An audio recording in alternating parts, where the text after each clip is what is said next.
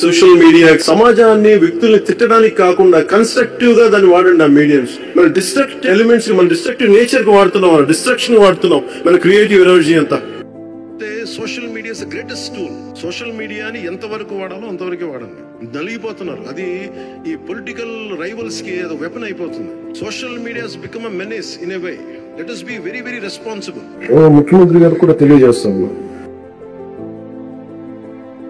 Social media abuse protection bill అత్యంత తక్కువ సమయంలో రావాలి, బాగా చర్చ జరగాలి. హోంమంత్రి గారిని వదలలేదు, అనిత గారిని, ఇంట్లో ఉన్న ఆడవాళ్ళని వదలట్లేదు.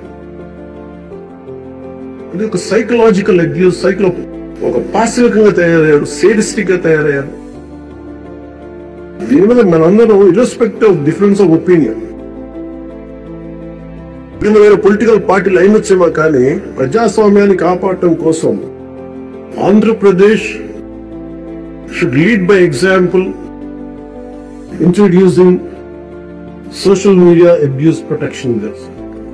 నాకంటే ఎక్కువ గట్టిగా ఉన్నాడు పవన్ కళ్యాణ్ గారు. ఎక్కడైతే ఈ సోషల్ మీడియాలో గాని ఎవరైతే అరాచకాలు చేస్తున్నారో అరాచక శక్తుల్ని పూర్తిగా కట్టడి చేయాలని డిటర్మినేషన్ వరకు ఉంది.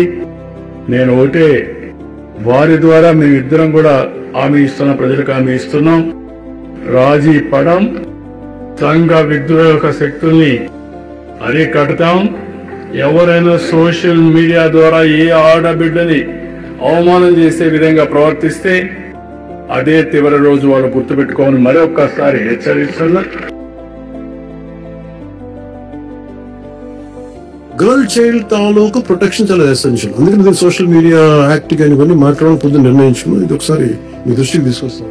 భావ ప్రకటన స్వేచ్ఛ శృతిమించకూడదని, సోషల్ మీడియాలో తప్పుడు పోస్టులు పెట్టే వారిపై కఠిన చర్యలు ఉండేలా చట్టం ఉండాలన్నారు. హోంమంత్రి అనిత, నాదెండ్ల మనోహర్, అనగాని, పార్థ సారథులతో ఉపసంఘం ఏర్పాటుకు నిర్ణయం తీసుకున్నారు. కొత్త చట్టం తీసుకొచ్చేలా నిబంధన రూపకల్పనకు ఉపసంఘం కృషి చేయనుంది. సామాజిక మాధ్యమాల్లో పెట్టే పోస్టులకు ఆధార్ అకౌంటబిలిటీ వంటిది ఉండేలా చట్టం ఉండాలనే అంశంపై చర్చ జరిగింది.